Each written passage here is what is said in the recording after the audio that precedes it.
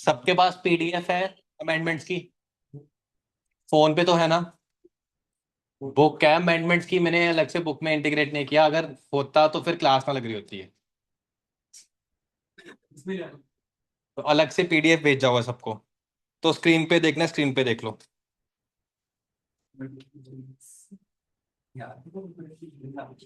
तो स्टार्ट कर रहे हैं जीएसटी अमेंडमेंट्स, जो कि एप्लीकेबल है मई 26 ऑनवर्ड एग्जाम के लिए। ये ले, बोलो ये लेकर।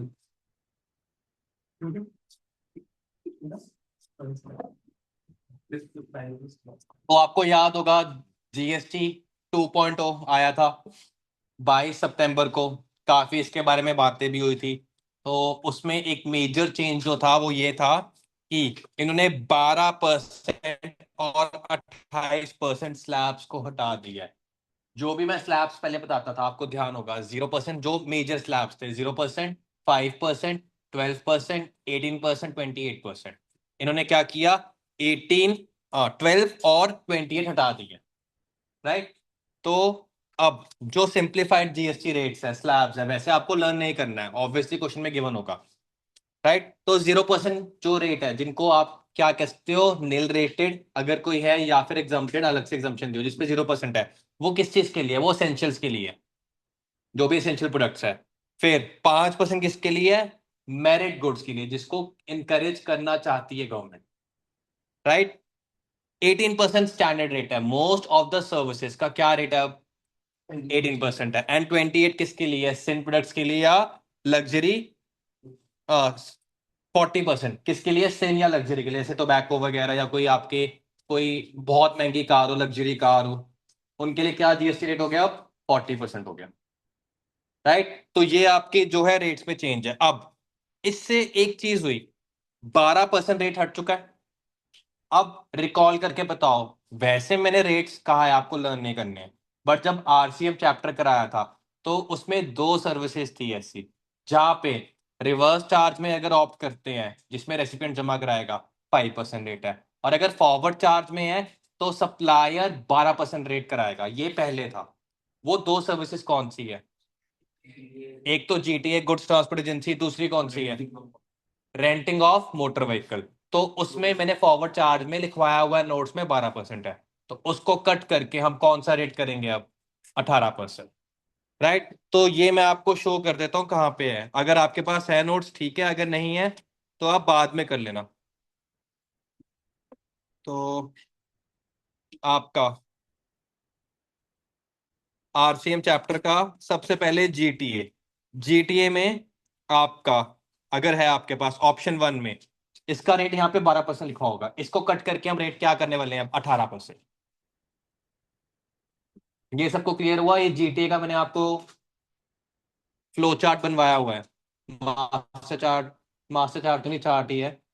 तो बनवाया हुआ है। तो इसका रेट अब 12 की जगह कौन सा हो जाएगा? 18 हो जाएगा। तो अगर मॉड्यूल्स में भी कहीं रेट लिखा हो आपकी, तो उसको 12 को कट करके क्या कर देना? 18% कर देना। ये सबको क्लियर हुआ? दूसरा कौन सा था? Renting of motor vehicle. इसमें भी आपका सप्लायर अगर 18%, 12% लिखा था पहले, तो ऑप्ट करते तो फॉरवर्ड चार्ज होता था। तो अब 12 से रेट क्या हो गया है? 18% हो गया। तो बताओ, क्लियर है सबको? क्लियर है? शहरी रंजोत क्लियर है? पंकज क्लियर है सबको? राइट।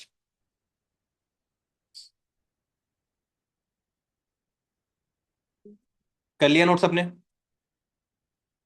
ओके। तो अब आरसीएम में ये 9(3) में चेंज है आपका। ओल्ड रेट कितना था? 12%। इसको कट करके 18%। तो applicable for GT and renting of motor vehicle. तो बताओ, सबको क्लियर हुआ ये चीज? राइट। डन। राइट। एक मेजर चेंज है 9(5) में। 9(5) आपका कौन सा होता था? ईसीओ। ईसीओ में आपके मैंने 4 सबसेक्शंस कराए थे। राइट। आपका पहला था पैसेंजर ट्रांसपोर्टेशन, हो गया। उसमें कौन से आते हैं? जो पैसेंजर ट्रांसपोर्टेशन, ओला, उबर। ठीक है। फिर फूड डिलीवरी कौन सी थी आपकी? जो रेस्टोरेंट की सर्विसेज थी, जोमेटो एंड स्विगी। फिर आपका मिसलेनियस यूटिलिटीज था, वो कौन सा था? अर्बन क्लैप या अर्बन कंपनी हो गया। फिर चौथा था आपका होटल अकोमोडेशन सर्विसेज, उसमें आपका जैसे ओयो वगैरह हो गया। राइट। अब एक नया ऐप आ गया है। तो कौन सा आ गया अब? रैपिडो या पोर्टर। तो एक नई सर्विस ऐड होगी है जिसमें ईसीओ टैक्स जमा कराएगा, एंड दैट इज आपका लोकल डिलीवरी सर्विस। तो 9 5 आपका है नया इसमें एक सर्विस, लोकल डिलीवरी सर्विस। तो ऐप से लर्न करनी हो, ऐप आपकी कौन सी हो जाएगी इसमें? रैपिडो और पोर्टर। यूज किया है ये एप्स कभी किसी ने? राइट। तो इसमें क्या होगा, अगर आप लोकल डिलीवरी ईसीओ के थ्रू कराते हो, तो उस केस में जो बंदा लोकल डिलीवरी कर रहा है, जैसे ब्लिंकिट भी है, ब्लिंकिट भी इसमें आ गया काइंड ऑफ, तो उसमें आपका कौन टैक्स जमा कराएगा? जो राइडर है, क्या लगता है वो कराएगा जमा कि ईसीओ कराएगा? तो ईसीओ पे लाइबिलिटी डाल दे कि भैया ईसीओ तू टैक्स जमा कराएगा, eco is liable to pay tax. लेकिन ध्यान रखना, वैसे तो प्रैक्टिकली बहुत कम चांस है, बट अगर बाय चांस जो ये लोकल डिलीवरी सर्विसेज दे रहा है वो बंदा अगर रजिस्टर्ड है, आपको लगता है ये जो बाइक्स पे आपको डिलीवरी करते हैं, आपको लगता है कि ये रजिस्टर्ड होंगे, इनकी 20 लाख से पूरे साल टर्नओवर क्रॉस होती होगी? नहीं, वैसे प्रैक्टिकली नहीं होंगी, बट थ्योरेटिकली लॉ पढ़ रहे हैं। अगर बंदे की, सप्लायर की, पर्सन की थ्रेशोल्ड लिमिट एक्सीड कर जाए, थ्रेशोल्ड लिमिट का सेक्शन कौन सा है? 22। तो 22 में अगर 10 या 20 लाख एक्सीड कर जाता है, सर्विसेज है तो 10 या 20 ही होगा, 40 इज फॉर गुड्स। तो फिर उस केस में वो सप्लायर को रजिस्ट्रेशन लेनी पड़ेगी, और फिर कौन टैक्स जमा कराएगा? सप्लायर। अगर बात को समझो, एक ईसीओ ईसीओ है और एक सप्लायर है और एक रेसिपिएंट है। ईसीओ क्या है? रैपिडो। रैपिडो किसको मिला रहा है? एक बंदा जो बाइक पे है, कार बन गई, चलो बाइक बनानी नहीं आएगी, तो बाइक पे है। राइट। अब रेसिपिएंट कौन हो? आप लोग जो ऐप यूज कर रहे हो। आपने क्या किया, आपने रैपिडो पे गए और क्या किया कि मेरा बुक्स रह गई घर, डेरा बसी से वो आ रहा है और डेरा बसी से आके डिलीवर कर रहा है बुक्स। राइट। तो टेक्निकली एक सर्विस है, क्या ये जीएसटी में कवर्ड है ये service? Yes, local delivery service है, कवर्ड है। अब द थिंग इज, कौन टैक्स जमा कराएगा? वैसे ऑब्वियस सी बात है, ईसीओ पे लाइबिलिटी डालेंगे, इसको पकड़ना आसान है। बट ये जो सप्लायर है जो ये डिलीवरी कर रहा है, ये बहुत ज्यादा टर्नओवर होगी इसकी साल की, इतना काम कर रहा है, 24 घंटे 22 घंटे डिलीवरी करता रहता है, और टर्नओवर इसकी बाय चांस मान लो 20 लाख से एक्सीड होगी, 10 या 20 लाख, जो भी सेक्शन 22 में थ्रेशोल्ड है स्टेट वाइज, तो क्या इसको रजिस्ट्रेशन लेनी पड़ेगी? 22 में थ्रेशोल्ड लिमिट एक्सीड होगी, सप्लायर है तो एक्सीड होगी, उस केस में क्या कह दिया, फिर कौन जमा कराएगा? ईसीओ की ये सप्लायर? सप्लायर करा। तो ये बोल दिया। राइट। तो इसको मैं आपके नोट्स में भी कवर करा देता हूं।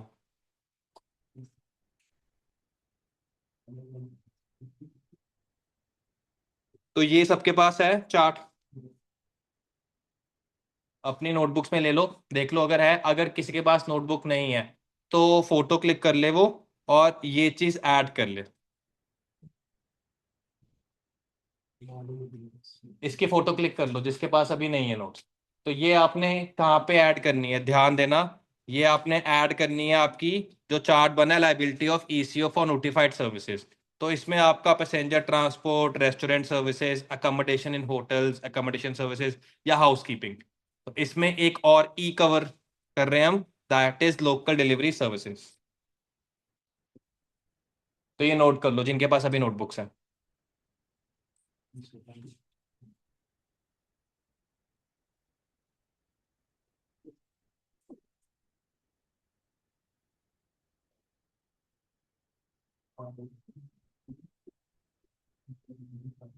तो ये इंपॉर्टेंट अमेंडमेंट है, इसके ऊपर क्वेश्चन आ सकता है।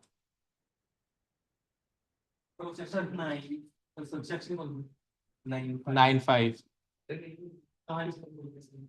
तो तुम्हें निकालना है ना आरसीएम के नोट्स, लाओ। कहाँ पे होंगे नोट्स, दिखाओ एग्जामिनेशन में तो हो तुम अभी।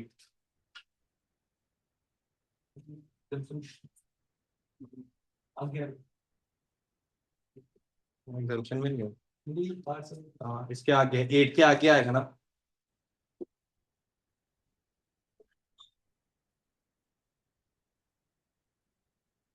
हाँ, यहाँ पे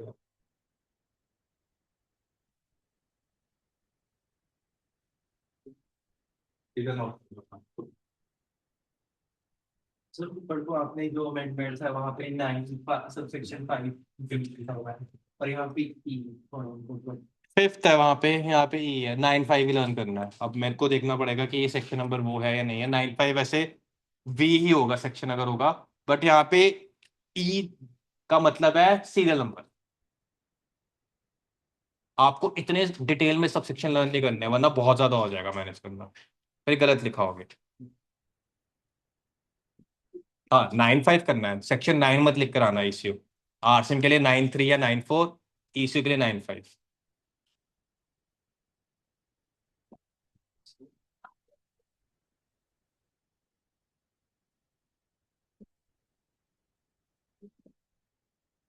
हाँ जी अमन, बोलो जल्दी, क्लास में हो। ठीक है ओके।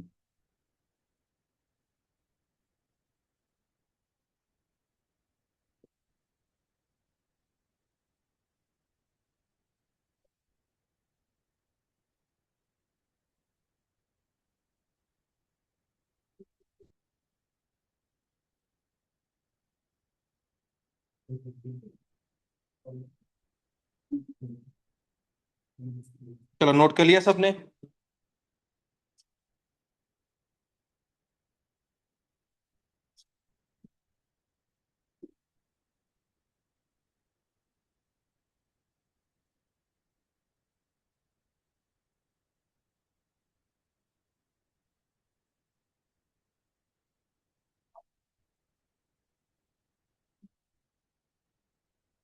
नोट कर लिया सबने।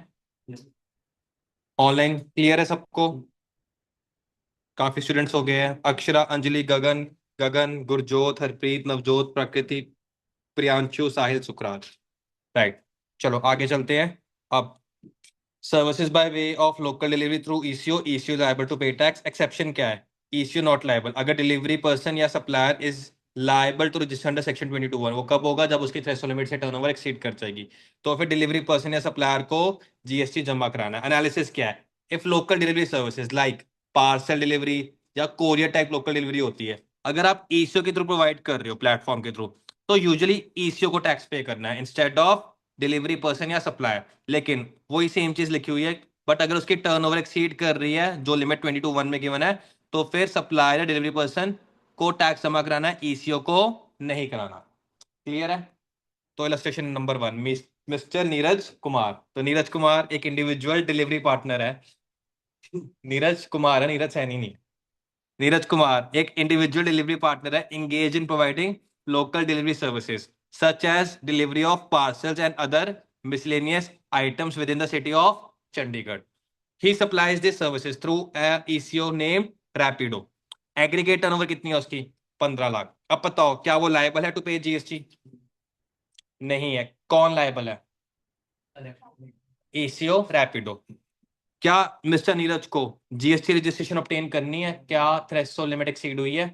नहीं हुई है। अगर यही मैं स्टेट चेंज कर दूं तो हो जाएगा। तो तुम्हें ध्यान देना पड़ेगा ना कि 9 5 और उन्होंने 22 को कंबाइन करके क्वेश्चन पूछ लिया। तुम्हें ध्यान देना पड़ेगा यार, त्रिपुरा है तो 22 में 10 10 लाख की लिमिट है। तो ऐसे तुम्हें ध्यान देना पड़ेगा। जीएसटी में ये बहुत है कि आपको पूरा सब्जेक्ट, पूरा जीएसटी लॉ एकदम सारा रिकॉल होना चाहिए कि कौन कौन से सेक्शन लग सकते हैं। तो answer in this case, Rapido ECO is liable to pay GST as supply of local delivery services through ECO, क्योंकि notified under 9 5। Also mister Neeraj is not required to obtain GST registration even though he supply services through an ECO, because एक तो वो local delivery services कर रहा है notified under 9 5, और उसकी aggregate turnover exceed भी नहीं करी जो थ्रेशोल्ड लिमिट 22(1) में गिवन है। तो ये खुद से लिख लोगे। राइट। तो ये था आपका ईसीओ। अब उन्होंने, क्योंकि लोकल डिलीवरी सर्विसेज एक नई सर्विसेज आई, तो इन्होंने ना जीटीए की डेफिनेशन मैंने कराई हुई है जब आरसीएम किया था हमने। तो जीटीए की डेफिनेशन में जस्ट क्लैरिफाई कर दिया एक तरह से। क्या तुम्हें लगता है ये लोकल डिलीवरी सर्विस जो ये बाइक पे आके लोकल डिलीवरी करते हैं, क्या इनको जीटीए काउंट करोगे? क्या ये लोकल डिलीवरी वाला क्या बिल्टी देता है, कंसाइनमेंट नोट देता है? नहीं देता। तो उन्होंने बस जीटीए में ऐड कर दिया। मींस एनी पर्सन, जीटीए कौन है? Who provide services in relation to transport of goods by road. और ध्यान होगा जीटीए की डेफिनेशन में आप जीटीए तभी हो जब आप क्या इश्यू करते हो? फ्रेट नोट, कंसाइनमेंट नोट, बिल्टी, पिंक कलर की स्लिप होती है यूजुअली, राइट? तो by what's name called but doesn't include an ECO by whom the services of local delivery are provided, या an ECO through whom services of local delivery are provided. पहला है eco by home. कई बार क्या होता है, Rapido app जैसे, वो दो चीजें कर सकता है, या तो क्या करे, जॉब पे रख ले लोकल डिलीवरी सप्लायर्स को कि तुम मेरे बंदे हो, ठीक है, मैं तुम्हें सैलरी दूंगा, तुमने ये जाके डिलीवरीज करनी है। उस केस में क्या 3 लोग है कि 2 लोग इन्वॉल्व है? 2 लोग, एक रैपिडो ऐप है और एक आप लोग जो कि ऐप को यूज करेंगे, राइट? इसमें वो ईसीओ की तरह काम नहीं कर रहा है, एक तरह से है ईसीओ, हो सकता है कि वो वहां पे प्लेटफॉर्म हो, एक मिला भी रहा हो लोगों को, बट वो एक ऐसा कॉमर्स प्लेटफॉर्म है, अपने ही बंदे भेज रहा है। तो उस केस में ईसीओ अगर खुद भी बंदे भेज रहा है, खुद के उसने जॉब पे रखे हुए बंदे, तो क्या वो जीटीए है? वो भी नहीं है। अगर ईसीओ क्या कर रहा है कि सप्लायर्स आके जिन्होंने बाइक पे डिलीवरी करनी है वो आके रजिस्टर करते हैं एज पार्टनर्स, इनको पार्टनर्स बोलते हैं। आपने शायद दीपेंद्र गोयल जो जोमेटो का फाउंडर है, उसने अपनी बैलेंस शीट में ना ये जो चार्जेस पे करते हैं ये डिलीवरी राइडर्स को, उनको पार्टनर्स के नाम से थोड़ी रिस्पेक्ट ताकि उनको दे सके, तो पार्टनर्स की तरह उनको दिखाया हुआ अपनी बैलेंस शीट में कि पार्टनर्स है मेरे। तो अगर एज अ पार्टनर आप ऐप पे रजिस्टर हो, मतलब एम्प्लॉय नहीं हो ऐप के, तो क्या तब भी वो जीटीए हो? नहीं हो जीटीए तो फिर भी नहीं हो। तो दोनों चीजें लिख दी है, चाहे एसीओ अगर खुद सर्विसेज करा रहा हो लोकल डिलीवरी की तब भी जीटीए नहीं है वो, या फिर एसीओ के थ्रू कोई और सप्लायर अपने आप को रजिस्टर कर रहा है ऐप पे और डिलीवरी कर रहा है, वो भी जीटीए नहीं है। सिंपल है। एग्जाम के लिए क्या रेलेवेंट है, ये पूछेंगे तुमसे जीटीए की डेफिनेशन दो, ये चीजें थोड़ा पूछेंगे, बट फिर भी अमेंडमेंट में है तो कवर करा दिया मैंने। क्लियर हुआ? नेक्स्ट चैप्टर आपका जो है अमेंडमेंट्स का, दैट इज एग्जम्पशंस। एग्जम्पशंस में हमने एक सेक्टर करा था transportation of goods, transportation of goods करा था, services by way of transportation of goods. अब है नोट्स तो ठीक है, नहीं है तो मैं आपको दिखा देता हूं। इसमें बस सारी तरह से ट्रांसपोर्टेशन एग्जाम था एक्सेप्ट टू। एक था आपका जीटीए, दूसरा था आपका इनलैंड वाटरवेज। वो तो अलग हो गया ना, मैं तो गुड्स ट्रांसपोर्टेशन की बात कर रहा हूँ। दिखा रहा हूँ नोट्स दिखा रहा हूँ। हाँ, तो सारे टैक्स एग्जाम थे एक्सेप्ट टू, एक जीटीए टैक्सेबल है, एक इनलैंड वाटरवेज टैक्सेबल है। देखो, कोरियर एजेंसी टैक्सेबल है, जीटीए टैक्सेबल है, और इनलैंड वाटरवेज, सॉरी मैंने क्या बोल दिया, सॉरी, सारे एग्जाम्प्ट है, मैंने उल्टा ही बोल दिया, सारे एग्जाम्प्ट है, ठीक है। लेकिन क्या क्या टैक्सेबल है? जीटीए टैक्सेबल है, कोरियर एजेंसी टैक्सेबल है, all rail transport of goods taxable है। वाटर से अगर आप इनलैंड वाटरवेज, इनलैंड वाटरवेज याद है आपको क्या होता था?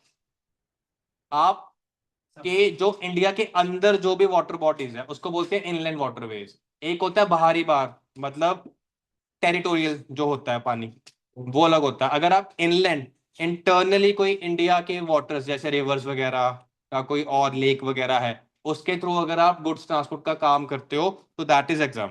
शिप वेसल से कर रहे हो तो टैक्सेबल है, एयर से टैक्सेबल, पाइपलाइन से क्या है, टैक्सेबल, राइट? तो बस इस बात को समझो, आपका एग्जाम बस दो जगह था। कहाँ का एग्जाम था? एक आपका रोड ट्रांसपोर्ट एग्जाम था एक्सेप्ट क्या, जीटीए या courier agency, right? GTA courier agency मतलब क्या हो गया, टैक्सेबल हो गया। अब इसमें ऐड करके क्या लिख दिया हमने, लोकल डिलीवरी सर्विसेज या तो प्रोवाइडेड बाय एन ईसीओ या फिर प्रोवाइडेड थ्रू एन ईसीओ। अब अगर लोकल डिलीवरी हो रहा है, सिंपल बात है, टैक्सेबल की एग्जाम, टैक्सेबल अभी 9(5) में यही पड़ा है, टैक्सेबल है, टैक्स कौन जमा कराएगा, 9(5) बता रहा। और टैक्सेबल क्लैरिफाई कर दिया एग्जाम्पशन में कि ये टैक्सेबल सर्विसेज है, बस आपको ये करना है कि ये सर्विसेज क्या है, टैक्सेबल है। तो फिर रिपीट कर रहा हूं, आपकी बस दो एग्जाम्प्ट है, एक रोड ट्रांसपोर्ट और एक इनलैंड वाटरवेज एग्जाम्प्ट है, लेकिन रोड में भी एक्सेप्शन होगी है। जीटीए नहीं एग्जाम्प्ट होगा, जीटीए टैक्सेबल होगा, कोरियर एजेंसी भी क्या होगा, टैक्सेबल होगा। और अब लोकल डिलीवरी भी क्या है, टैक्सेबल है।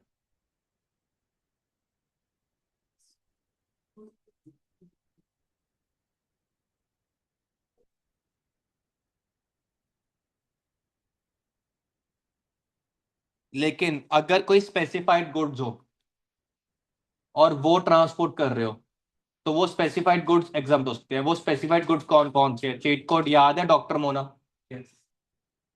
डॉक्टर मोना याद है? डॉक्टर मोना में क्या था आपका? डिफेंस आ गया, डी से। आर से आ गया रिलीफ मटेरियल, जैसे कि विक्टिम्स ऑफ नेचुरल और man made disaster, calamity, accident और मिसहैप। फिर एम से क्या था? Milk, salt, food grains including flower, pulses and rice. अब मिल्क है कि milk products other than milk? जैसे चीज अगर कर रहा हूं तो वो काउंट होगा? चीज टैक्सेबल होगा, मिल्क, प्योर मिल्क एग्जाम्प्ट है। ठीक है। फिर ओ से क्या है? ऑर्गेनिक मैन्योर या fertilisers. M O N, N से क्या है? न्यूज़पेपर्स, मैगजीन, जो कि रजिस्टर्ड है with register of newspaper. And A से क्या है? Agriculture produce.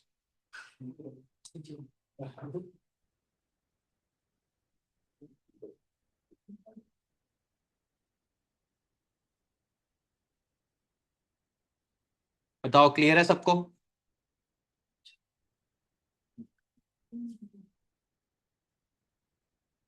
तो ये अब मैं इधर नोट किया ही हुआ है, तो बस इधर इधर ध्यान दो। नीरज, रंजोत, चलो। Services by way of transportation of goods by road, except the services of GTA, Courier Agency, Inland Waterways। देखो, रोड से अगर आप कर रहे हो तो वैसे एग्जाम्प्ट होता है, बट जीटीए या कोरियर एजेंसी है तो क्या है? टैक्सेबल है। इनलैंड वाटरवे से कर रहे हो तो क्या है? एग्जाम। तो लैंग्वेज पढ़ो, क्या लिखा है? Transportation of goods. आपके जो एग्जाम्शन में है कौन कौन से हैं? एक जीटीए, सॉरी, एक transportation of goods by road है, और एक क्या है आपका? Inland waterways. लेकिन अगर रोड से जीटीए के थ्रू हो रहा है, टैक्सेबल। रोड से अगर आपका कोरियर एजेंसी के थ्रू हो रहा है तो फिर क्या है? टैक्सेबल। क्लियर हुआ सबको? राइट। तो अब इसमें एक चीज और ऐड कर दी। Nothing contained in this entry shall apply to local delivery services provided by an ECO या local delivery services provided through an ECO. ये क्या होंगे? बस और कुछ एग्जाम वो नहीं है, अमेंडमेंट क्या है ये? टैक्सेबल। तो इजी है, ये क्या है? टैक्सेबल है, बस ये अमेंडमेंट है। ईसीओ के थ्रू कर रहे हो या ईसीओ ही कर रहा हो, दोनों केस में क्या है? टैक्सेबल। क्लियर है? Easy amendment. राइट। अब इलस्ट्रेशन करते हैं। पोर्टर एक ईसीओ है, प्रोवाइड करता है local delivery services of food and grocery items with in city limits. अब ड्यूरिंग द ईयर उसने 10,000 ऑर्डर डिलीवर किए और कलेक्ट कितने किए डिलीवरी चार्जेस? 50 पर ऑर्डर। राइट। एग्रीगेटिंग कितना हो रहा है? 5 लाख। अब deliveries were made by road using two wheelers और कोई कंसाइनमेंट नोट इशू नहीं हो रहा था, तो ऑब्वियस सी बात है जो ये लोकल डिलीवरी करते हैं कंसाइनमेंट नोट नहीं होता। कंसाइनमेंट नोट किसके लिए होता है? सिर्फ जीटीए के लिए। पोर्टर एंड ईसीओ ने क्या कहा कि भाई ये तो जो हम सर्विसेज दे रहे हैं ना, ये एग्जाम्प्ट है अंडर जीएसटी, डिलीवरी चार्जेस पे एग्जाम्पशन है। और उसने ट्रीट किया कि सर्विसेज क्या है? ट्रांसपोर्टेशन ऑफ गुड्स बाय क्या है? रोड। कंटेंट कर रहा है कि यार इन आपकी ना ही जीटीए के थ्रू हो रही है, ना ही कोई कोरियर एजेंसी है। ये जो ईसीओ के थ्रू ये जो होता है रैपिडो वगैरह, क्या ये कोरियर एजेंसी है? डीएलएफ वगैरह जैसे कोरियर होता है, क्या ये जीटीए है? तो वो कहता हम तो एग्जाम्प्ट है।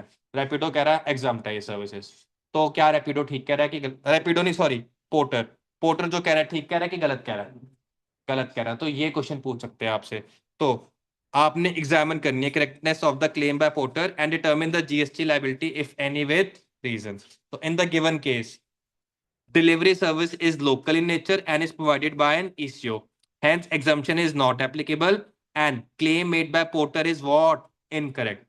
तो अकॉर्डिंगली 5 लाख आपका टैक्सेबल होगा, और जीएसटी रेट अगर 18% है, तो अगर कुछ ना बोल रहा हो तो आप सर्विसेज का रेट क्या मान लेना? 18% है। तो कितना हो जाएगा? 90,000 आपको जीएसटी पे करना पड़ेगा। और इस पे कौन टैक्स जमा कराएगा? पोर्टर ही कराएगा, क्योंकि वो उसके खुद ही वो सर्विसेज कर रहा है, वो किसी सप्लायर के थ्रू नहीं कर रहा। सप्लायर के थ्रू कर रहा हो तो तुम्हें बस ध्यान देना कि सप्लायर को क्या थ्रेशोल्ड में एक्सीड कर रही है। अगर कर रही है तो सप्लायर खुद करेगा। क्लियर हुआ सबको? तो पहला एग्जाम्पशन ये है।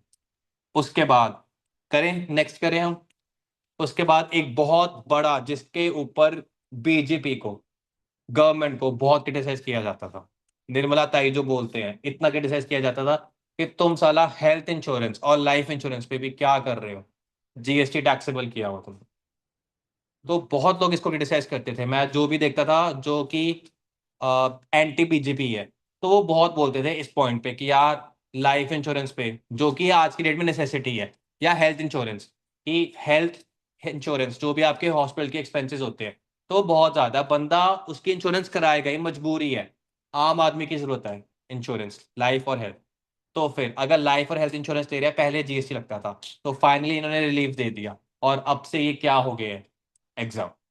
तो अब आपकी दो नई एग्जाम्पशन आ गई है, एक तो services of individual life insurance, और दूसरा क्या, services of individual health insurance. ये क्या है, अब एग्जाम्प्ट है।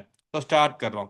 Services of life insurance business provided by an insurer. Insurer कौन हो गया, जो भी इंश्योरेंस कंपनी है।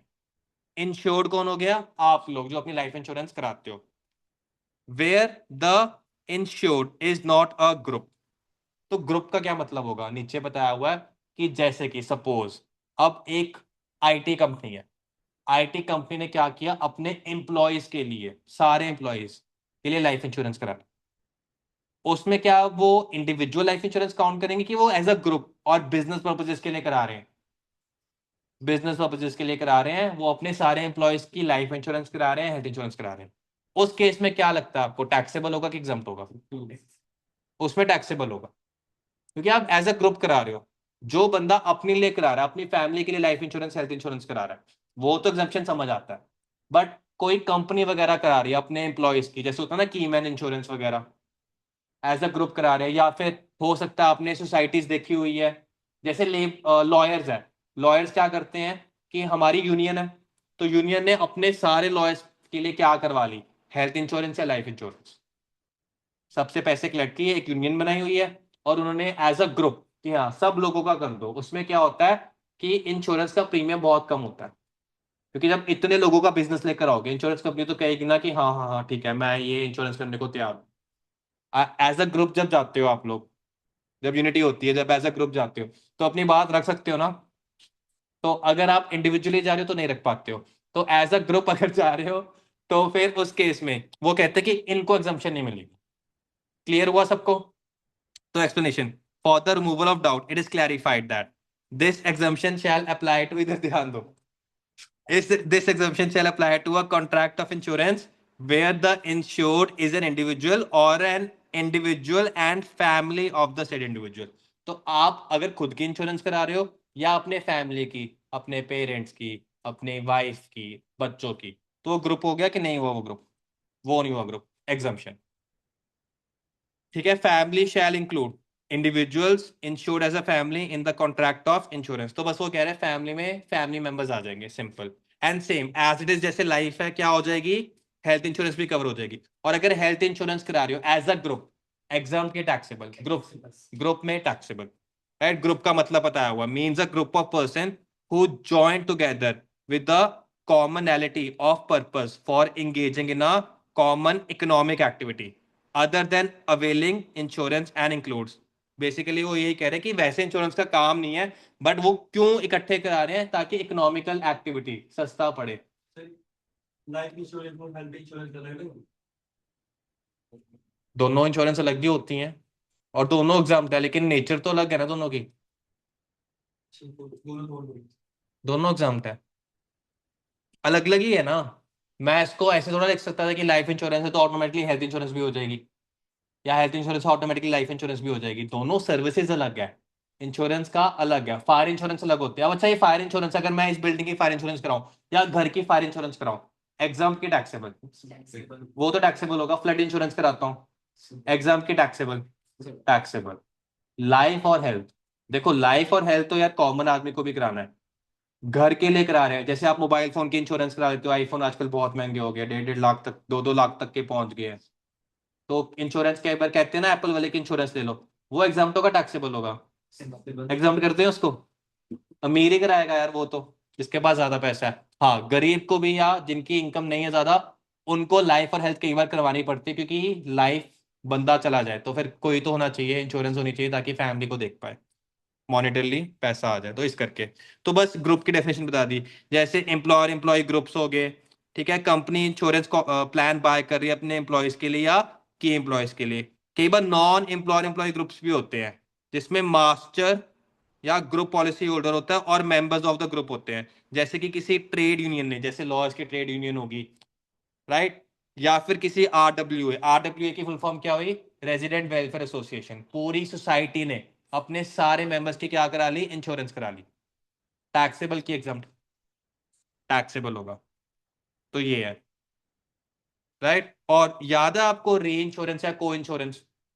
तो अगर लाइफ इंश्योरेंस की कोई री इंश्योरेंस हो रही है, तो लाइफ या हेल्थ की अगर एग्जाम है तो उसकी री इंश्योरेंस भी क्या हो जाएगी, एग्जाम हो जाएगी। तो बस ये चीज है, और ये एग्जाम्पशन थी आपकी। क्लियर हुआ? इस पे ऊपर इलस्ट्रेशन करें एक, बताओ हरमन।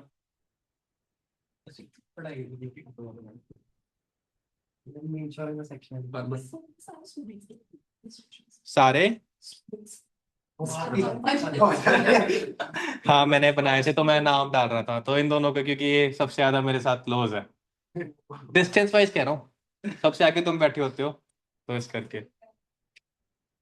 क्या है, हंसी तो है रहा ऐसे तुम क्यों बुरा मान के बैठे हो रंजोत? इतना भी क्या हो गया, अपने टीचर से गुस्सा? चलो, ऐसे नहीं करना। हम यहाँ पे एक पर्पजेस के लिए आए हैं, एंड जो भी बोलेंगे हम, तो इट इज मोर कि हाँ कि वो चीज़ ठीक है। तो ऐसे कभी कोई चीज़ दिल पे ना लगाओ। एंड ये चीज़ तुम्हारी पर्सनल ग्रोथ के लिए भी है, और हमारी भी पर्सनल ग्रोथ है, ऐसा नहीं है कि हम में भी कुछ होंगी कमियां, तो वो भी हम उस पर वर्क करेंगे, ठीक है। मैंने नहीं बताया? तुम्हें लगता है मैंने बताया होगा? नहीं, मैंने नहीं बताया उनको, मैंने बिल्कुल नहीं बताया। हाँ, बट मैंने कुछ भी है कि कोई कंसर्न आ रहा बच्चों की तरफ से, तो वो मैंने या पोनिका मैम ने शेयर किया होगा, ऐसा कुछ नहीं है। यार वो तो हम करेंगे ही ना, अगर किसी की कोई चीज आ रही है इशू, तो वो तो मैम को कहेंगे कि मैम देखो ऐसे ऐसे आ रहा है, आपको ये चीज करनी है, तो उसको ऐसे मत लो। मतलब देखो मेरी बात सुनो एक सेकंड, मैं रिकॉर्डिंग ऑफ कर रहा हूँ।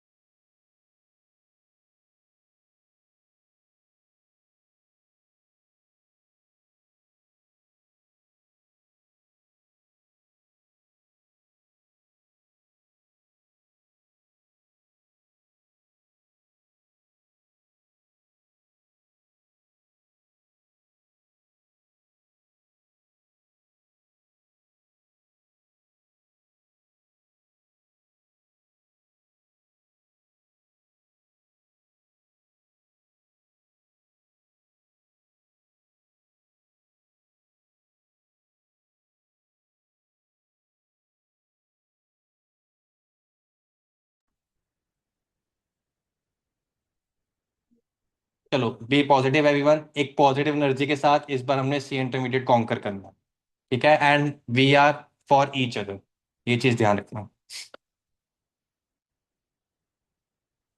Illustration number 3. Mr. Hamman, an individual, purchase a health insurance policy from XYZ Insurance Limited for himself और अपने फैमिली के लिए भी, अपने वाइफ के लिए, और दो बच्चे भी है, ठीक है, एक मुन्ना एक Munni. Total premium for the year कितना है, 150 है। तो ये टैक्सेबल वैल्यू है कि जीएसटी होगा, premium amount, that is taxable value, अगर इस पे जीएसटी लगना है तो। बट अब लगेगा कि नहीं लगेगा?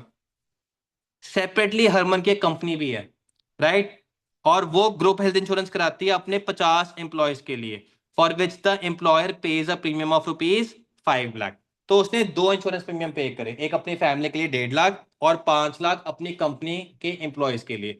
तो सिंपल है, कौन सा टैक्सेबल है कौन सा एग्जाम्प्ट है? कंपनी वाला टैक्सेबल है, और 150 क्या होगा, एग्जाम्प्ट होगा।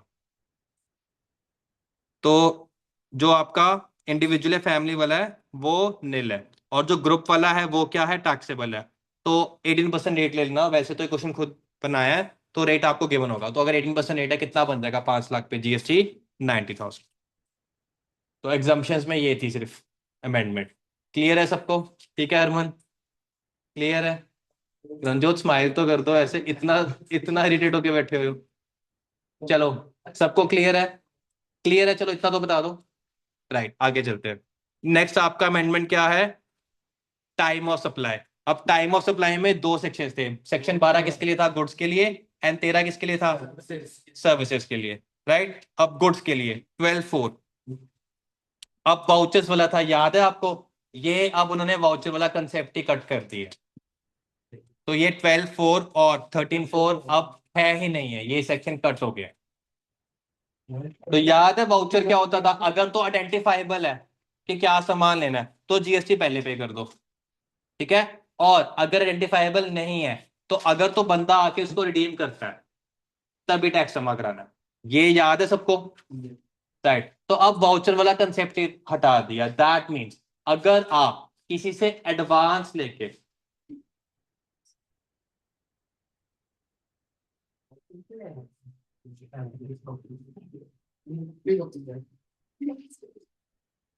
हाँ, तो अगर आप किसी से पैसा लेते हो और उसको वाउचर दे देते हो, तो फिर क्या वाउचर जब दिया तब क्या टैक्स जमा कराना है कि जब वो रिडीम करेगा तभी होगा? जब रिडीम करेगा तभी होगा, बस ये चीज है। क्लियर हुआ सबको? मैं फिर से बता रहा हूं, देखो। आप लोगों ने जैसे दो चीज हो सकती है। एक जाके, सपोज बिग बाजार है, आपने जाके वहां पे कहा कि ये लो मेरे से 10,000 पकड़ो और मेरे को एक वाउचर दे दो। वाउचर मैं कभी भी फ्यूचर में रिडीम करा सकता हूँ। आपने 10,000 पकड़ा है, क्या उस पर जीएसटी बिग बाजार को जमा कराना है या नहीं कराना? अब नहीं कराना, चाहे आइडेंटिफाइबल हो या ना हो वाउचर किस चीज का है। और जब आप एक्चुअली जाके गुड्स लेते हो, वो आप एक्चुअली जाके गुड्स लेकर वाउचर पकड़ा देते हो, ये ले पकड़ वाउचर, मेरे को 10,000 का सामान दो, सिर्फ तभी टैक्स जमा कराना है, तभी टाइम ऑफ सप्लाई है। एंड सर्विसेज का, आपने कोई सैलून, सैलून में काफी होता है, मेंबरशिप दे देते हैं वो। राइट, तो उन्होंने मेंबरशिप दी, राइट, एंड वाउचर दे दिए। तो जब वाउचर इशू किया तब टैक्स लगना कि नहीं लगना? तब नहीं लगना। जब वाउचर आके कस्टमर रिडीम कराता है तभी क्या लगेगा? टैक्स लगेगा। क्लियर है सबको? Illustration number 4, ABC limited. ये क्लियर हुआ? 12(4), 13(4) कट कर देना अपनी मॉड्यूल से। मैं इधर दिखा भी देता हूं तुम्हें। टाइम ऑफ सप्लाई में आपका मास्टर चार्ट आएगा, उसमें 12(4) और 13(4 यहाँ मैंने कवर ही नहीं किया हुआ।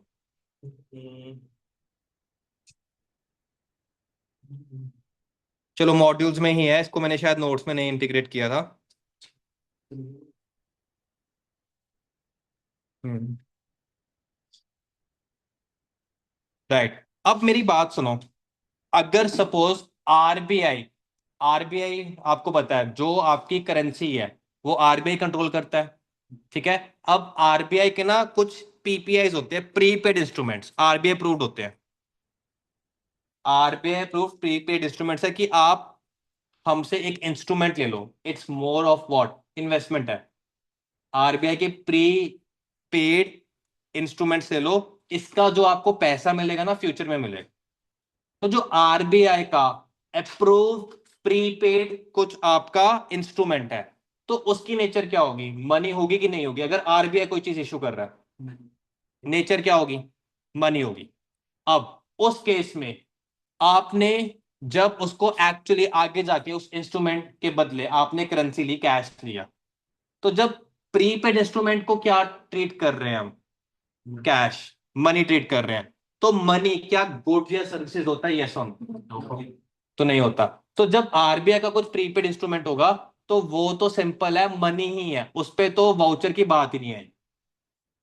पहली चीज है, अदर देन आरबीआई कोई वाउचर देता है और कहता है कि फ्यूचर में इसके अगेंस्ट कुछ भी तूने सर्विसेज देनी हो ले लियो या गुड्स देनी हो ले लियो, तो जब एक्चुअली रिडीम कराओगे तभी टाइम ऑफ सप्लाई आएगा, तभी जीएसटी आएगा।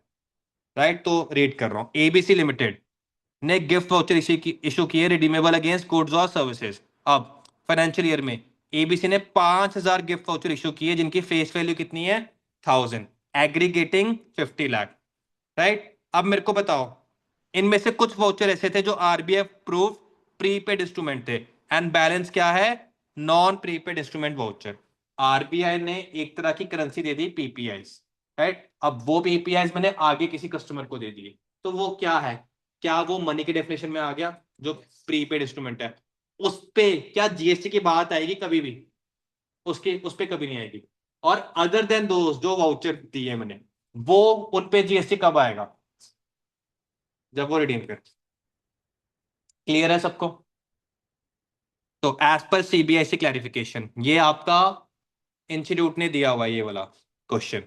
तो RBI approve PPIs are treated as money and are neither goods और सर्विसेज। अगर आपको डेफिनेशन याद हो मनी की, तो ना ही गुड्स है ना ही सर्विसेज है। वाइल नॉन पीपीआई वाउचर्स, उनको क्या ट्रीट करेंगे हम, एक्शनेबल क्लेम। आपको याद है नॉन शेड्यूल 3 में स्पेसिफाइड एक्शनेबल क्लेम होता है जो कि नॉन सप्लाई होता है। क्लियर है? तो non PPI are treated as actionable claim other than specified actionable claim. तो सच एक्शनेबल क्लेम्स किस में कवर होते हैं आपके, शेड्यूल 3 में। स्पेसिफाइड क्लेम हुआ जैसे कि वो याद है आपको कैसीनो के जैसे टोकन्स वगैरह, गैम्बलिंग बेटिंग लॉटरी वगैरह, वो वाले हो तो शेड्यूल 3 में नहीं आ रहे। अदर देन दैट क्या आ रहे हैं, शेड्यूल 3 में आ रहे हैं। तो इनको क्या किया हुआ, kept outside the ambit of supply accordingly issuance of sale of voucher by ABC. एक सेकेंड।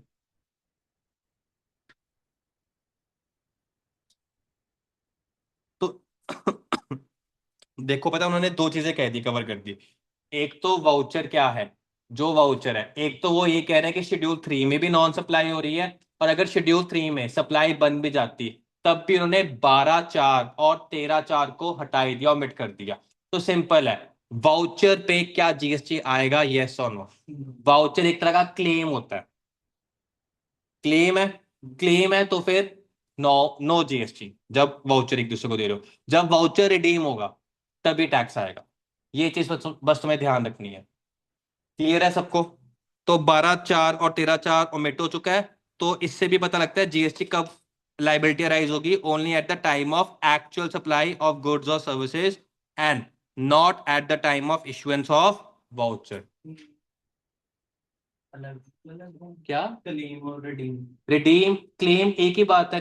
क्लेम क्या होता है, जैसे कि मैंने तुम्हें वाउचर दे दिया, मेरा एक सैलून है, मैंने कहा कि ₹1,00,000 दे दो और पूरे साल आप वाउचर ले लो, सर्विसेज ले सकते हो। अब क्या तुम्हारा 1,00,000 की सर्विसेज पे क्लेम है, कभी भी ले सकते हो, क्लेम है ना। तो is it a specified claim, lottery betting gambling वाला है कि नहीं है, नहीं है ना ये वाला। अदर देन स्पेसिफाइड क्लेम है, तो शेड्यूल 3 में पहले तो नॉन सप्लाई है। नॉन सप्लाई हो गया, जीएसटी की बात आएगी, नहीं आएगी। और ऊपर से 12/4 और 13/4 ओमिट भी कर दिया कि वाउचर अगर आप किसी को देते हो तो उसके ऊपर टाइम ऑफ सप्लाई पे सेक्शन हटा दिया। तो इसका मतलब ये है कि जब आप वाउचर रिडीम कराओगे और एक्चुअली गुड्स या सर्विसेज लोगे, सिर्फ तभी टाइम ऑफ सप्लाई आएगा और तभी जीएसटी की लायबिलिटी है। क्लियर है सबको? तो ये चैप्टर डन है टाइम ऑफ सप्लाई, इसमें ये अमेंडमेंट थी वाउचर्स को लेके।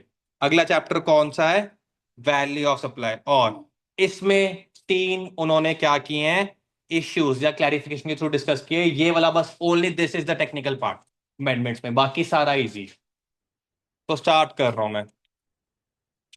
पोस्ट सप्लाई डिस्काउंट याद है, पोस्ट सेल डिस्काउंट, तो उसके ऊपर उन्होंने क्लैरिफिकेशंस दिए, तो ये रीड करेंगे अब।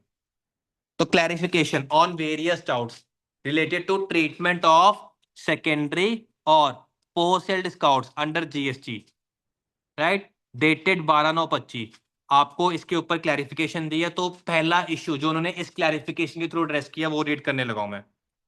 Okay, whether the full ITC is available to the recipient when the recipient makes discounted payments to the supplier of the goods on account of financial या commercial credit notes issued by the said supplier। चलो मैं तुम्हें समझाता हूं क्या। Supplier ने recipient को करी सप्लाई, 1,00,000 जीएसटी है, 1,00,000 टैक्सेबल वैल्यू है, उस पर जीएसटी कितना बन गया, 18,000 बनता है।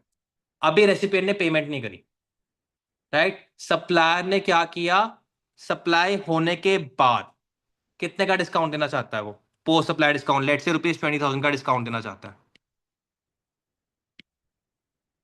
और इसको लेके सप्लायर और रेसिपिएंट के बीच में कोई कॉन्ट्रैक्ट या एग्रीमेंट नहीं था। तो बताओ, क्या 20,000 का अगर सप्लायर डिस्काउंट देता है तो क्या वो अपनी आउटपुट लाइबिलिटी कम कर सकता है? यस और नो? नहीं कर सकता। ये चीज सबको क्लियर है? तो ये अपनी आउटपुट लाइबिलिटी कम नहीं करेगा, राइट? वैसे इसने पेमेंट कितनी मांगी थी? 1 लाख प्लस 18,000 जीएसटी। टोटल कितना पैसा मांगा था इसने पहले? 1,18,000। अब 20,000 डिस्काउंट दे रहा है, तो 20,000 ही कम करेगा, जीएसटी अमाउंट क्या कम होगा? नहीं। तो ये सप्लायर पता है कितना डिमांड करेगा? तू भाई 80,000 दे एक तो, और 18,000 जीएसटी तो तेरे को पूरा देना पड़ेगा। ये चीज क्लियर है सबको? राइट। रेसिपिएंट आईटी से कितना ले सकता है? इसके ऊपर एक इशू था, राइट? उसने पहले आईटी से कितना ले लिया होगा? 18,000। अब क्या रेसिपिएंट को प्रोपोर्शनेट आईटीसी क्या रिवर्स करना है, क्योंकि उसने पूरी पेमेंट नहीं करी? देखो सेक्शन 16(4) क्या कहता है। वो ये कहता है ना कि time limit for making payment to supplier कितने डेज है? 180 डेज, राइट? तो टेक्निकली रेसिपिएंट ने क्या पूरी पेमेंट करी है? तो 180 डेज के बाद भी 20,000 तो पे नहीं करेगा ना वो। तो क्या 20,000 पे प्रोपोर्शनेट आईटीसी क्या रेसिपिएंट को क्या कम करना है?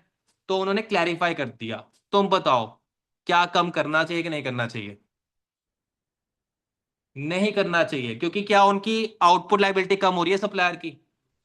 क्या सरकार का रेवेन्यू कम हो रहा है? सप्लायर की आउटपुट लाइबिलिटी कम कर रहा है? नहीं कर रहा ना। तो जब ये सप्लायर आउटपुट लाइबिलिटी कम नहीं कर रहा, तो आप रेसिपिएंट का आईटीसी क्यों कम कर रहे हो?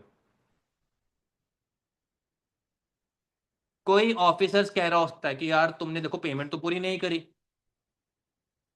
आईटीसी रिवर्स करो प्रोपोर्शनेट, 20,000 पे प्रोपोर्शनेट आईटीसी रिवर्स करो। रेसिपिएंट कह रहा है सप्लायर ने भी तो नहीं कम करी आउटपुट लाइबिलिटी। ऑफिसर पता क्या कह रहा है? उसका मेरे को कुछ लेना देना नहीं है, मेरे वार्ड में तू ही आ रहा है, मेरे एरिया में तू ही आ रहा है, मैं तेरे को ऐसे असेस करूंगा, तेरा प्रोपोर्शनेट आईटीसी क्या करवाऊंगा? रिवर्स करवाऊंगा।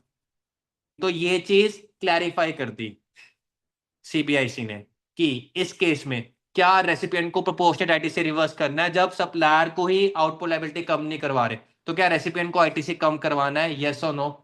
नहीं। ये इश्यू उन्होंने क्लैरिफाई कर दिया, बस ये है। क्लियर हुआ?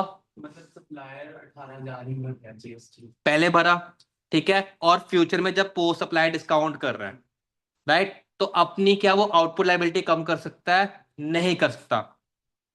15(3) पोस्ट सेल डिस्काउंट उसको डिसअलाउ करता है, ये अलाउ करता ही नहीं है कि तू कम कर पाए, क्योंकि ये डिस्काउंट आफ्टर सप्लाई है। हाँ सर, मैं बोल, मैं अभी क्लास में हूँ।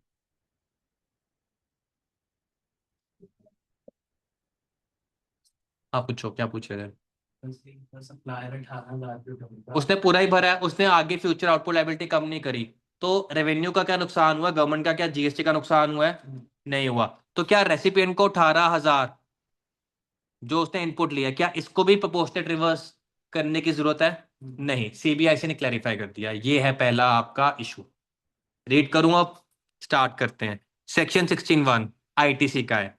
CGST act 2017 provides every registered person को आईटीसी मिल सकता है, charge on supply of goods और सर्विसेज और बोथ, जो कि क्या है? यूज्ड और intended to be used in the course और फर्दरेंस ऑफ बिजनेस। ये हमने कल की क्लास में भी, सैटरडे को भी डिस्कस किया था ये चीज, सेक्शन। अब एक क्लैरिफिकेशन आ गई सर्कुलर इसी नंबर पे, डेट ये, that supplier of goods can issue financial या कमर्शियल क्रेडिट नोट। जो बिना जीएसटी वाले, बिना जीएसटी कम वाले क्रेडिट नोट्स होते हैं, उनको क्या बोलते हैं हम? फाइनेंशियल या कमर्शियल क्रेडिट नोट। देखो, अगर तो सप्लायर अपना जो पैसा लेना है वो कम कर रहा है, तो उसमें वो क्या इशू करता है रेसिपिएंट को? Credit note. और अगर जीएसटी भी कम कर रहा है तो क्रेडिट नोट होता है, सिंपल क्रेडिट नोट। लेकिन अगर वो सिर्फ 20,000 कम कर रहा है, सिर्फ टैक्सेबल वैल्यू में से 20,000 कम कर रहा है, जीएसटी कम नहीं कर रहा, या जीएसटी उसको कम करना अलाउड नहीं है, तो वो तब भी क्रेडिट नोट इशू करता है। लेकिन उस क्रेडिट नोट को बोलते हैं क्या है? फाइनेंशियल या कमर्शियल क्रेडिट नोट। इसका मतलब है कि ये वो क्रेडिट नोट है जो कि जीएसटी कम नहीं करेगा, आउटपुट लायबिलिटी सप्लायर की कम नहीं करेगा, राइट? तो उस केस में क्योंकि आपका पोस्ट सप्लाई डिस्काउंट है, तो सप्लायर ये वाला क्रेडिट नोट इशू कर रहा है, एंड फिर in such a case he will not be eligible to reduce his original tax liability as the transaction value is not allowed to be reduced on account of financial या commercial credit note. Accordingly main चीज क्या, recipient को अपना ITC कम करना है, ITC कम नहीं करना। तो वही कह रहे हैं, क्लैरिफाई क्या कर रहे हैं, रेसिपिएंट को आईटीसी कम नहीं करना, रिवर्स नहीं करना।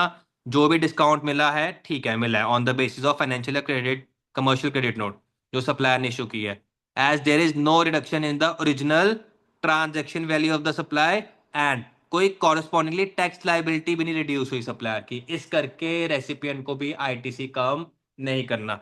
तो ये सारा तुम्हें रीड करने की जरूरत नहीं है, तुम सीधा बस ये रीड करोगे, ITC on discount via financial या commercial credit notes. No ITC reversal is required by the recipient for discounts given through such credit notes as there is no reduction in original transaction value for tax liability of supplier. तो बताओ issue one सबको clear हो गया?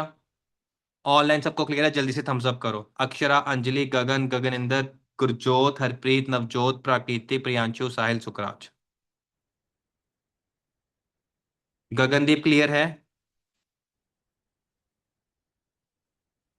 एक बार फिर से Thums up कर दो गगनदीप अगर क्लियर है। राइट। एक इलस्ट्रेशन करते हैं, इससे तुम्हें ज्यादा आइडिया होगा। ABC limited supplied goods to XYZ for ₹1 lakh, जिसपे जीएसटी 18% है, तो कितना हो गया? 1,18,000 हो गया। लेटर एबीसी जो सप्लायर है उसने कमर्शियल क्रेडिट नोट इशू किया, कितने का? 10,000 टू XYZ। क्यों दे रहा है? 10,000 कम क्यों कर रहा है? क्योंकि जो रेसिपिएंट है ना, उसने XYZ ने पेमेंट जल्दी कर दी। तो वो ये कह रहा है कि देख, रेसिपिएंट कह रहा है मैं पेमेंट जल्दी कर दूंगा, 10,000 कम कर देगा।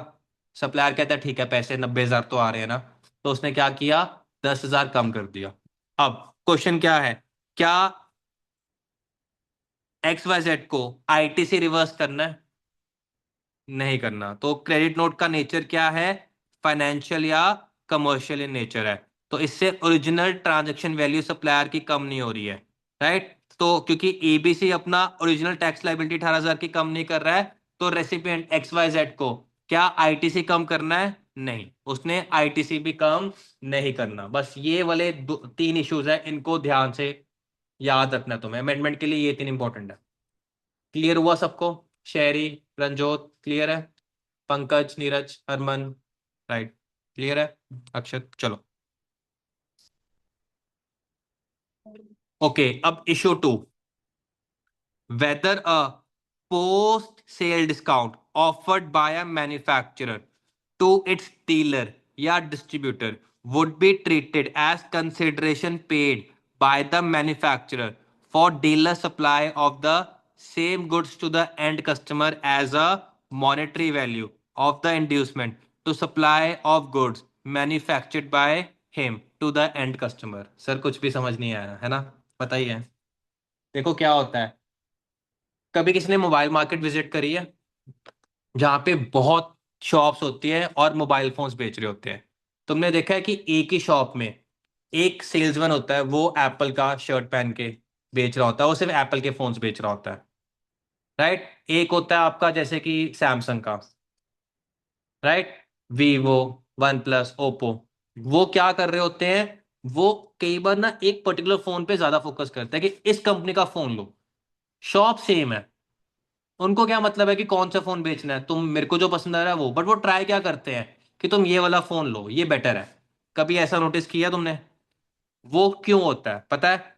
जो कंपनीज का फोन कम बिकता है ना, मैन्युफैक्चरर का, वो अपने डीलर्स को बोलते हैं, शॉपकीपर्स को बोलते हैं कि अगर तू मेरे पूरे साल में जो इतने फोन्स लिए हैं तूने मुझसे, अगर तू बिकवा देगा तो तेरे को मैं क्या दे दूंगा? डिस्काउंट दे दूं,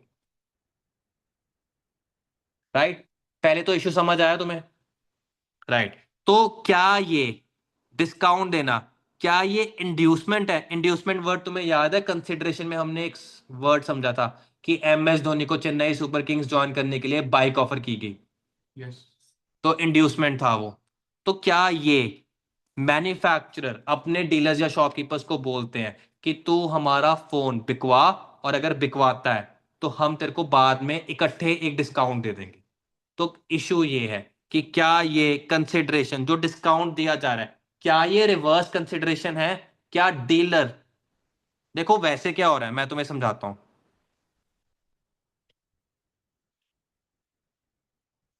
देखो क्या चीज हो रही है। सैमसंग, नीरज, सैमसंग किसको फोन्स बेच रहा है? शॉपकीपर को या डीलर को? राइट। और ये किसको फोन बेच रहे हैं? कस्टमर्स को, तुम लोगों को। अब जब सैमसंग इसको फोन्स बेच रहा है, that is a supply, yes और नो? ये तो सप्लाई है, इस पे जीएसटी आएगा। अब अगर शॉपकीपर ये वाला एक्स्ट्रा एफर्ट डालता है इस कस्टमर को फोन बेचने का, राइट, तो सैमसंग क्या देता है? डिस्काउंट देता है ईयर एंड पे, कि हाँ कि तू अगर मेरे इतने फोन्स बिकवा रहा है तो मैं तुझे क्या दे रहा हूं? डिस्काउंट दे रहा हूं, तेरे को पूरी पेमेंट करने की जरूरत नहीं है। अब क्वेश्चन ये आया प्रैक्टिकली कि क्या शॉपकीपर या डीलर ने इसको सप्लाई करी है कि इसका प्रोडक्ट बिकवाया है? ये कहीं ना कहीं शॉपकीपर डीलर किसका फोन बिकवा रहे हैं? सैमसंग का। और सैमसंग क्या कर रहा है? सैमसंग कंसिडरेशन कैसे दे रहा है? डिस्काउंट देके। इस सप्लाई पे जो पहली सप्लाई थी उस पे कम पैसे कह रहा है कि तू कम पैसे दे दे। तो क्या ये बल्कि उल्टी सप्लाई है? क्या शॉपकीपर डीलर ने इसको सप्लाई करी और ये जो डिस्काउंट दिया गया है ये इस वाली सप्लाई की कंसिडरेशन बन जाएगी? ये क्वेश्चन है, ये क्लैरिफाई करेगा सर्कुलर।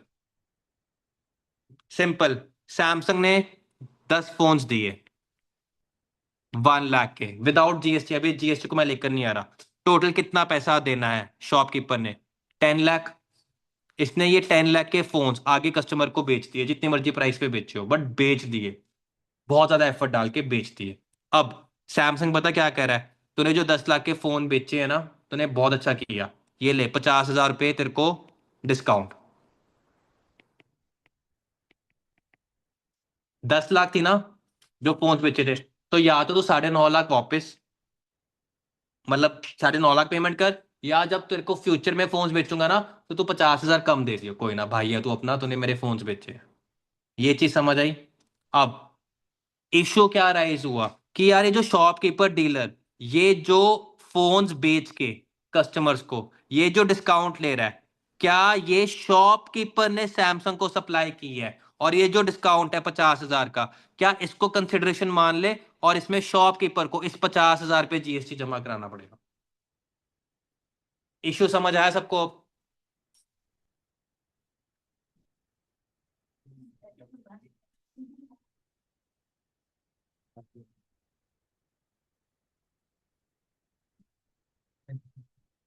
इशू सबको समझ आया? तो अब रीड करते हैं फिर से क्वेश्चन। देखो क्या कह रहा है। वेदर पोस्ट सेल डिस्काउंट कितना था? 50,000 मेरे एग्जाम्पल में। Offered by whom? Samsung to its dealer या डिस्ट्रीब्यूटर जो शॉपकीपर था, would be treated as a consideration.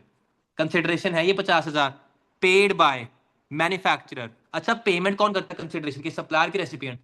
Recipient करता है। तो इस केस में रेसिपिएंट किसको कह रहे हैं? वो मैन्युफैक्चरर को, सैमसंग को। For the dealer supply of the same good. Same goods क्या है? फोन्स। फोन्स वो किसको दे रहे हैं? एंड कस्टमर को, एज अ मॉनेटरी वैल्यू। क्या, क्यों दे रहे हैं डिस्काउंट ये? क्यों? क्योंकि तूने कस्टमर्स को इंड्यूस किया कि आप ये गुड्स जो फोन्स है जो कि मैन्युफैक्चर ने मैन्युफैक्चर किए हैं एंड कस्टमर को बहुत अच्छे से एग्रेसिवली बेच रहे हो। तो इश्यू समझ आया सबको? अब आंसर पे आते हैं। इसको मैं पहले समराइज कर देता हूं।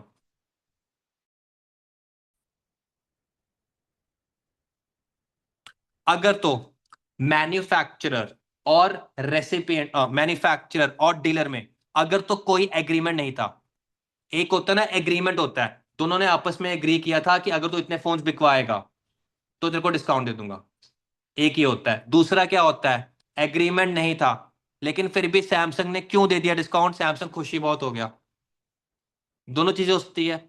अगर तो सैमसंग और शॉपकीपर डीलर का कोई कॉन्ट्रैक्ट नहीं था, एग्रीमेंट नहीं था, सैमसंग ने एंड में डिस्काउंट खुशी से दे दिया, तो फिर उस केस में क्या होगा, उस केस में इसको हम कंसिडरेशन नहीं मानेंगे।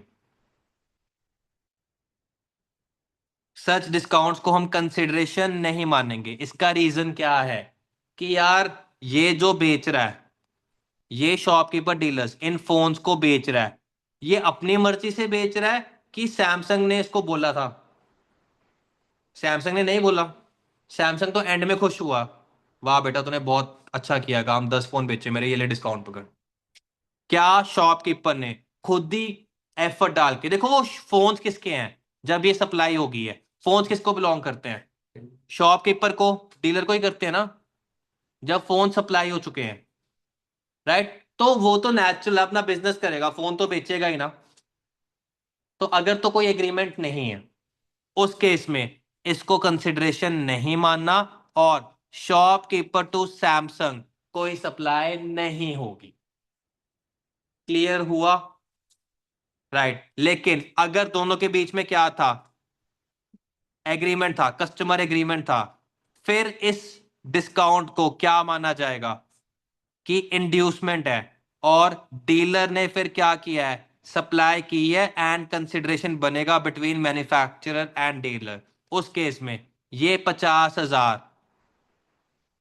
कंसिडरेशन बनेगा, और ये माना जाएगा डीलर ने सैमसंग को सप्लाई करी है, और शॉपकीपर इस पे जीएसटी जमा कराएगा, और सैमसंग इस पे क्या लेगा, आईटीसी लेगा। मुश्किल है थोड़ा, तो अगर समझ आ गया तो ठीक है, नहीं आया समझ तो पूछो। समझ आया, शेरी, रंजोत आया समझ, पंकज, थोड़ा थोड़ा पूरा आना चाहिए, नीरज, हरमन, अक्षत, शगुन, पंकुश। अब मैं रीड करने लगा हूं, अब तुम ध्यान से समझना। चलो आजा नीचे, राइट। सेक्शन 231 में क्या है, कंसिडरेशन की डेफिनेशन है, मैंने करवाई हुई है, ठीक है। कंसिडरेशन की डेफिनेशन में क्या आता है, monetary value for an act for the inducement of supply of goods और सर्विसेज, चाहे रेसिपिएंट दे रहा हो चाहे कोई और पर्सन दे रहा हो, बट क्या इंड्यूसमेंट की वजह से अगर कोई चीज कंसिडरेशन दी जा रही है कि हाँ तू ये काम कर, तो क्या वो कंसिडरेशन बनता है, यस हमने किया हुआ है। इन केसेस जहां पे कोई एग्रीमेंट नहीं था बिटवीन मैन्युफैक्चरर और एंड कस्टमर, तो फिर क्या है, ये इंडिपेंडेंट सेल ट्रांजैक्शन है, एक मैन्युफैक्चरर टू डीलर एंड दूसरी डीलर टू एंड कस्टमर। तो इसमें मेन पॉइंट क्या है कि क्या आपस में contract of sale, contract of sale क्या होता है कि सेल करी, और जिसने खरीदा गुड्स किसकी हो जाएगी, किसके पास टाइटल आ जाएगा, पोजेशन आ जाएगा, जिसने खरीदा है डीलर के पास आ जाएगा। तो जिसके पास टाइटल आ गया वो एफर्ट डाले फोन बेचने का, तो नेचुरल है। तो उस केस में डीलर ही ओनर बन गया गुड्स का, एंड सेलर के ऊपर कोई वेस्टेज राइट्स है, क्या सैमसंग के पास कोई वेस्टेज राइट्स है कि ये फोन मेरे बेच रहे तू, नहीं है ना। तो उस केस में कंसिडरेशन नहीं काउंट होगी ये, क्योंकि ये principal to principal basis sale है, मैन्युफैक्चरर से डीलर्स को, राइट।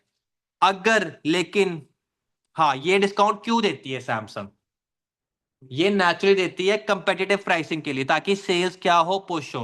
नेचुरल बात है, अगर आप डिस्काउंट दोगे तो जो शॉपकीपर है वो फिर कहीं ना कहीं इनकरेज होगा ना आपके फोन को बेचने को।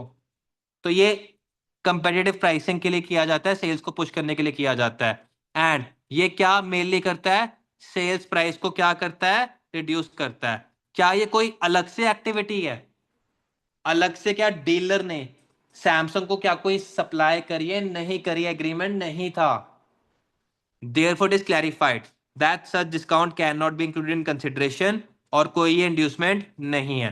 अब मेरे को बात सुनना, जब तुम रिवाइज करोगे अमेंडमेंट, तुम्हें क्या पूरी क्लैरिफिकेशन पढ़ने की जरूरत है, नहीं, तुम्हें बस ये एनालिसिस पढ़नी, राइट। और अगर कोई एग्रीमेंट है तो फिर क्या हो जाएगा, मैन्युफैक्चरर क्या इशू करेगा? कमर्शियल या फाइनेंशियल क्रेडिट नोट, क्योंकि इसमें डीलर को प्राइस कम कर रहा है। और डीलर क्या करेगा? गुड्स को एक एग्रीड डिस्काउंटेड रेट में भी दे देता है एंड कंज्यूमर को। तो it is clarified that such post sale discount given by manufacturer to dealer, और फिर डीलर आगे एंड कस्टमर को दे रहा है एट डिस्काउंटेड रेट, इसको कंसिडरेशन काउंट करना है, क्योंकि ये इंड्यूसमेंट है, कहीं ना कहीं डीलर इनकरेज हो रहा है एग्रीमेंट की वजह से प्रोडक्ट को बेचने के लिए। तो सिंपल रखेंगे इसको। अगर दोनों के बीच में एग्रीमेंट नहीं है तो ये आपकी कंसिडरेशन नहीं है, डीलर टू मैन्युफैक्चर सप्लाई नहीं है। लेकिन अगर डीलर ने मैन्युफैक्चर ने अगर डीलर के साथ एग्रीमेंट किया है कि तू मेरे फोन इतने बेचेगा और तेरे को बाद में इतना डिस्काउंट मिलेगा, तो फिर डीलर ने एक तरह से मैन्युफैक्चर को क्या दे दी? सर्विसेज दे दी। सप्लाई होगा और जीएसटी आउटपुट अब डीलर को जमा कराना पड़ेगा। क्लियर हुआ?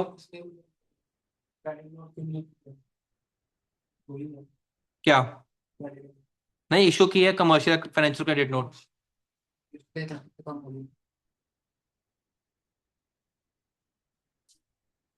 ये आपका देखो, ये क्या है? ये वाला वो है क्रेडिट नोट, इससे मैन्युफैक्चरर अपनी आउटपुट लायबिलिटी नहीं कम करेगा। क्वेश्चन बस ये था कि क्या डीलर ने क्या सप्लाई करी है मैन्युफैक्चरर को। देखो मैंने 50,000 कम कर दिया, मैन्युफैक्चरर ने 50,000 डिस्काउंट दे दिया, राइट? अब क्वेश्चन वो ये नहीं पुट कर रहा कि क्या सैमसंग को अपनी आउटपुट लायबिलिटी कम करनी या नहीं करनी। 50,000 डिस्काउंट दे दिया, मान के चलो कि इसने कमर्शियल क्रेडिट नोट दे दिया कि हाँ कि तू मेरे फोन ज्यादा बिकवा रहा है और 50,000 डिस्काउंट पकड़। क्वेश्चन यहाँ पे इशू क्या है कि क्या शॉपकीपर डीलर ने वापस यहाँ पे सप्लाई करी या नहीं करी? ठीक है। अब जो तुम चीज कह रहे हो कि फाइनेंशियल क्रेडिट नोट करना है, क्रेडिट नोट करना है, वो फिर हमें देखना पड़ेगा कि क्रेडिट नोट का नेचर क्या है, इनके बीच में एग्रीमेंट क्या है। अगर तो एग्रीमेंट होगा कि हाँ कि तो कुछ टर्म्स एंड कंडीशन और पहले एग्रीड होगा, तो आपकी बात बिल्कुल ठीक है कि फिर तो आपको क्रेडिट नोट ही इशू करना चाहिए, सिंपल वाला। आउटपुट लाइबिलिटी भी कम करे मैन्युफैक्चर, और जो ये शॉपकीपर डीलर है वो अपना आईटीसी भी कम करे। ठीक है, बट यहाँ पे जो इशू है वो ये है कि क्या डीलर टू सैमसंग सर्विस है या नहीं है। तो अगर तो आपस में एग्रीमेंट होगा तो है, और अगर नहीं होगा तो सप्लाई नहीं, कंसिडरेशन नहीं है, राइट? तो बस ये 50,000 का डिस्काउंट मिला और बात खत्म। बस बात खत्म, इसमें कोई जीएसटी की बात नहीं आएगी फिर। कंसिडरेशन तो वो पे कर रही ना है सब डीलर से सैमसंग को। नहीं, एक तरह से नहीं है वो वो पता क्या कह रहा है कि तू मेरे को पैसे मत दे, जो तूने पैसे मेरे को देने हैं फोन्स के लिए या तो वो कम कर, या तू जब आगे मेरे से फोन्स लेगा ना तो 50,000 कम पेमेंट कर दियो। अलग से 50,000 इसके बैंक से इसके बैंक में नहीं आएंगे।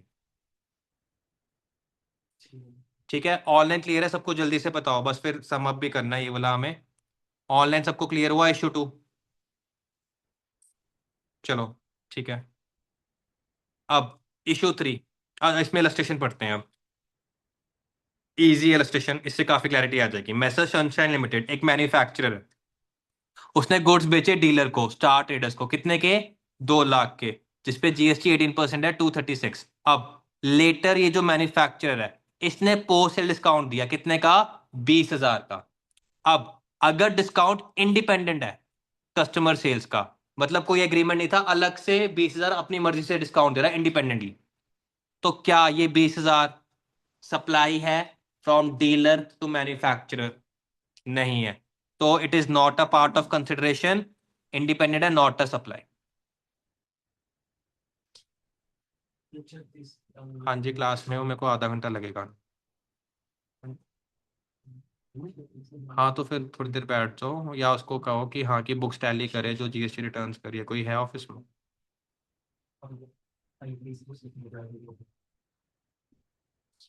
ओके,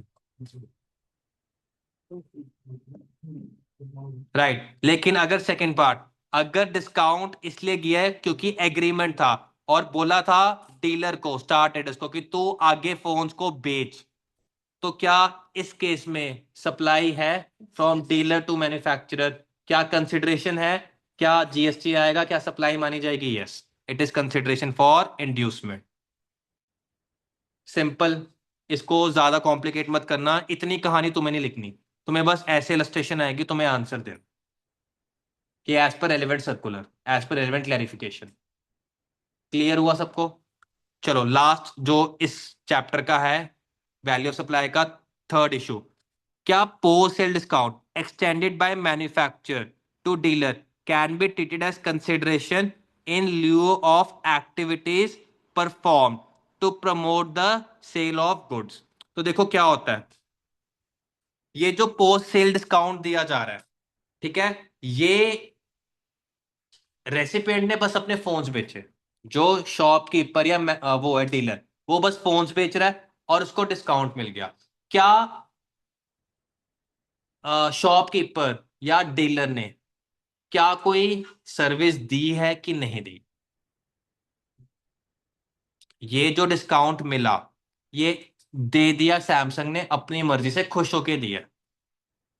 सिंपल, बस शॉपकीपर ने क्या किया था कि फोन्स को बेचा, जो कि नॉर्मली उसने बेचना ही था। तो क्या शॉपकीपर या डीलर ने मैन्युफैक्चरर को क्या कोई सप्लाई करी है?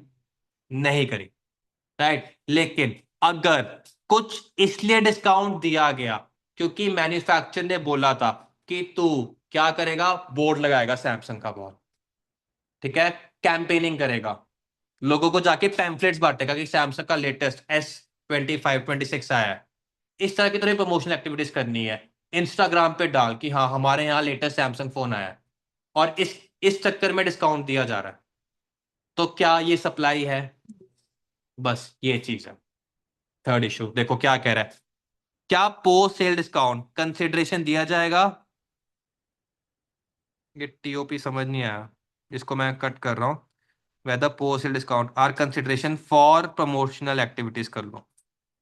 अगर तो डिस्काउंट मेनली रिड्यूस कर रहा है सेल प्राइस ऑफ गुड्स और इंडिपेंडेंट है, not link to any other independent services, तो कोई जीएसटी नहीं आएगा क्योंकि कोई कंसिडरेशन नहीं है। लेकिन अगर शॉपकीपर या डीलर ने कोई स्पेसिफिकली कोई प्रमोशनल एक्टिविटीज करी, एड दी, ब्रांडिंग करी, एग्जीबिशन करा, और सेपरेट कंसिडरेशन ये जो 50,000 डिस्काउंट है वो लिया, उस केस में क्या हो जाएगा, डिस्टिंक्ट सेपरेट टैक्सेबल सर्विसेज हो जाएगी, और जीएसटी क्या हो जाएगा, आ जाएगा, कंसिडरेशन बन जाएगी। तो उन्होंने तीन इश्यूज इसको क्लैरिफाई कर दिया। तो आपको अपने बिजनेस में देखना है कि आपका अगर किस तरह पे आ रहा है। अगर आपने प्रमोशनल कोई एक्टिविटी करी है, खास कुछ ओवर द टॉप किया है, तो फिर कंसिडरेशन है, फिर आउटपुट टैक्स लायबिलिटी जमा करा देना इस डिस्काउंट पे। क्लियर? सबको क्लियर है? इलस्ट्रेशन नंबर 7 इससे ज्यादा क्लियर हो जाएगा। मेसर स्टार लिमिटेड एक मैन्युफैक्चरर है, उसने गुड्स सेल करी स्टार ट्रेडर्स को, राइट, 1,50,000 की, उस पर जीएसटी 18%, 177। लेटर ये जो स्टार लिमिटेड जो सप्लायर है, उसने पोस्ट सेल डिस्काउंट दिया 15,000 को टू ब्राइट ट्रेडर्स। यहाँ पे ना स्टार की जगह ब्राइट कर दो, यहाँ पे ब्राइट कर दो, ठीक है, जब भी करोगे मतलब। तो अगर डिस्काउंट सिर्फ क्या कर रहा है, सेल्स प्राइस को रिड्यूस कर रहा है, तो बताओ क्या ये सेपरेट सर्विस है कि नहीं है? नहीं है, सेपरेट सर्विस नहीं है, कोई जीएसटी नहीं आएगा। लेकिन डिस्काउंट इसलिए दिया गया क्योंकि ब्राइट ट्रेडर्स ने एडवर्टाइजिंग करी, ब्रांडिंग करी, और इसके लिए 15,000 डिस्काउंट दे दिया, तो सप्लाई है और जीएसटी आ जाएगा। क्लियर हुआ सबको? राइट, तो ये इश्यूज, ये वाले तीन आपके इंपॉर्टेंट है। अब बस छोटे छोटे से रह गए हैं, एंड इसको कंप्लीट कर लेते हैं। सबसे पहले आईटीसी में प्रैक्टिकली मेरे को नहीं लगता इस पे बात आएगी, बट उन्होंने एक 17(5) block credits, no means no, एक सेक्शन था हमारा, self construction of immovable property. तो बताओ, प्रॉपर्टी, लैंड एंड बिल्डिंग पे कोई अगर हमने सीमेंट वगैरह लगाया, इसका आईटीसी मिलता था कि नहीं मिलता था? नहीं मिलता था, ब्लॉक क्रेडिट था। लेकिन लॉ मेकर्स ने गलती कर दी, उन्होंने क्या किया, प्लांट एंड मशीनरी की जगह लिख दिया प्लांट और मशीनरी, ठीक है। तो एक पार्टी थी सफारी रिट्रीट्स, प्राइवेट कंपनी, ये क्या करती थी, ये बिल्डिंग्स बना के आगे रेंट पे देती थी, बिल्डिंग बनाई, रेंट पे दे दी। तो इसने पता क्या कहा कि ठीक है, ये मेरा मशीनरी नहीं है, बट ये मेरा प्लांट है। प्लांट क्यों है? क्योंकि ये एक बहुत बड़ा एक कंस्ट्रक्शन मैंने करके दी है, ये मेरा प्लांट है। और डेफिनेशन में क्या लिखा है, सेक्शन में क्या लिखा है, प्लांट या फिर मशीनरी। प्लांट एंड मशीनरी दोनों नहीं होना चाहिए, क्या होना चाहिए, प्लांट और मशीनरी। तो उन्होंने कहा कि ये तो सिर्फ प्लांट है और प्लांट पे तो आईटीसी मिल जाता है। तो सुप्रीम कोर्ट की जजमेंट भी आ गई कि हाँ ये तो भाई ठीक कह रहा है, प्लांट और मशीनरी लिखा हुआ है, और आईटीसी दे दिया। सुप्रीम कोर्ट ने फेवर में दे दिया सेसी के। इससे, इस जजमेंट की वजह से गवर्नमेंट हिल गई, जीएसटी डिपार्टमेंट हिल गया। उन्होंने कहा यार ये तो माड़ी होगी, हम तो इस पे जीएसटी का इनपुट नहीं देना चाहते थे। तो उन्होंने रेट्रोस्पेक्टिवली, मतलब पीछे बैक डेट से, इस जजमेंट को ओवररूल कर दिया और लिख दिया कि अगर कहीं भी प्लांट और मशीनरी लिखा गया है, उसको आपने क्या पढ़ना है, प्लांट एंड मशीनरी। और हम इस जजमेंट को क्या कर रहे हैं, ओवररूल कर रहे हैं। बिल्डिंग पे जीएसटी नहीं मिलेगा, नो मींस नो। तो आपको बस इतना लर्न करना है कि प्लांट, बिल्डिंग है प्लांट एंड मशीनरी, और बिल्डिंग पे आईटीसी नहीं मिल। तो ITC is not allowed on goods और services received by taxable person for construction of an immovable property other than plant, और की जगह उन्होंने प्लांट एंड कर दिया।